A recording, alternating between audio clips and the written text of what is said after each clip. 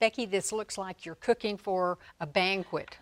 It looks delicious. Thank you. This is Mediterranean, a typical Mediterranean meal, probably their last one, the supper time one.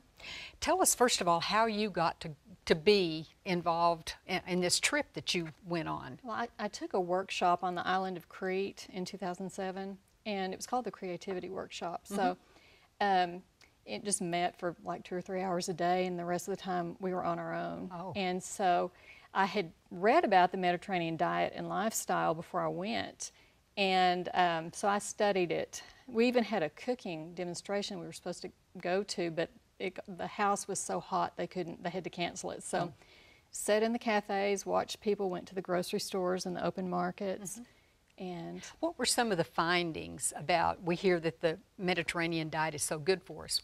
What are some of the attributes of the Mediterranean diet? Well, the interesting thing about the island of Crete is it was in this 6 countries study back in the 60s, and it came out on top as the one place that has the highest longevity rate and lowest incident of heart disease. Oh, that's so I call good. it the heart of the Mediterranean because Crete is actually right in the middle of all that area.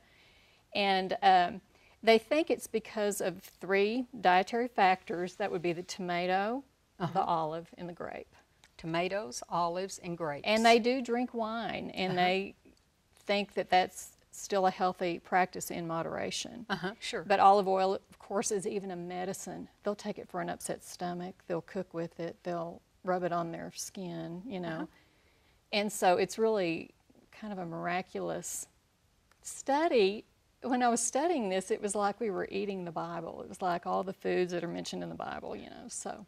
And you said that for the evening meal, people will sit out in chairs, and in fact, we've got a small picture of that showing the casualness of it. And they'll sit till the wee hours in the morning. Yes, sipping on a tiny little glass of ouzo and after their meal. I stayed in the old Venetian harbor, and it was the fishing. You would see the fishing boats going out in the morning, and then they would grill their catch at night in these little sidewalk cafes. And people sat, you know, all the chairs face the ocean or face the thoroughfare, and they would just sit out there for hours and hours listening to all these Greek melodies and just having so much social time while they're eating. And you said after the noon meal, they all take a nap. Yes. That's kind of nice. You know, I like that. I like that too. I decided I could live there. Well, let's go ahead and you're going to make a sort of a topping, a dressing, if you will, but let's just quickly entice everyone with what all you have, and this would be a typical meal. Right, and since I wasn't able to go to the island of Crete last week, I found products from other countries in the Mediterranean, and almost every town has international food stores, and you can go in there and find things. You know, it might be the Middle East, but it is the same product that they would use. So the first thing we have is some lettuce and tomato. Of course, we have our tomato, which they feel like is such a cure-all for everything. And that's just romaine lettuce. Then on the other platter, we have... This is beautiful. Thank you. Sanguinelli blood oranges from Spain, dried fruit from Turkey, and the grape leaves came from Greece, and they're stuffed grape leaves, dolmas. Then we have the beans. The huge beans are called broad beans, but they're called fava beans, and I marinated those in some olive oil and herbs. And then we have the goat cheese. Right here. And, you know, that's kind of a controversial subject at our house. I'm the only one that eats it because my girls showed goats in 4-H and FFA. Close to home. And Daddy brought home a billy one time, and they couldn't get that smell out of their nose, so they won't touch goat cheese. So I substitute feta for their goat cheese. Also fresh thyme. Thyme is grown on the island of Crete, and they really think it's a medicinal herb. And they also have a tea that they grow that grows in the cracks of the stones in the mountains on the island, and the shepherds, they call that shepherd's tea because the shepherds harvest it and then go back and brew it into tea. And honeycomb, that was interesting to hear that they just hang the honeycomb. Lots of places people just slice off a... Honeycomb was on the breakfast buffet, and the breakfast buffets were huge. They eat a huge breakfast and then just a light lunch. And it was Greek yogurt, which in 2007 wasn't just real mainstream over here yet. And so I had a hard time finding it, and then a couple of years later it was just everywhere. Now it's everywhere. And they would put that in with seeds, fruits, dried fruits, nuts, even olives. They serve olives on the breakfast buffet. Lots of them. And what are this red fruit? Those are called they're red olives, but we call them Hercules olives. I can see why, they're huge. And then we have Kalamata olives. And in the copper dish, the black grapes, figs. Figs have so much nutrition. They're just delicious. And those fresh figs over there were huge and wonderful.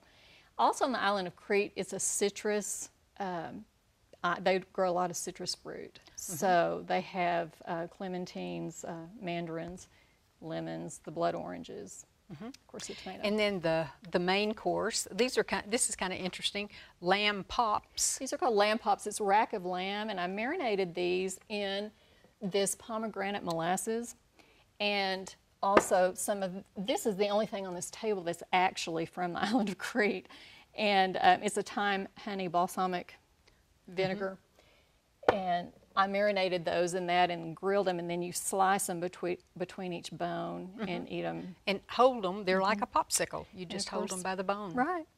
The pita bread, which is that's what they serve with their salads. So this is a cross between, this is a salad, but it's also a charcuterie board table. So they can just add whatever they want, get their salad on their plate, and then just add whatever they want. Right. Now let's quickly go ahead and make this topping. So this is the tzatziki dip, and I'm adding 2 cloves of minced garlic and a whole cucumber. Cucumber is cooked with a lot over there. Oh, And these are bitter herbs. These I got at a Middle Eastern grocery store in Amarillo, and they contain cilantro, mint, spinach. It's a mixture. Yes, and leek. So mix all that together, put in just a little dab of the native honey. This is actually Turkish honey. And then a little bit of salt and pepper. It's smelling good. Let's see the herbs. It's kind of like Greek ranch dressing, is what I think of. Okay, so we're going to mix that together. And they use this as a dip, as a condiment, salad dressing. They eat their pita wedges with this on there. Could make a little sandwich out of them. Yes, it's delicious. Well, it certainly didn't take long to make. I like that part of it for sure. Well, I know it was a dream to get to go, and the things, being a home ec person, you picked up on all the food and the family cultures and things like that. Well, I appreciate you coming today and sharing it with us. Well, thank you for having me.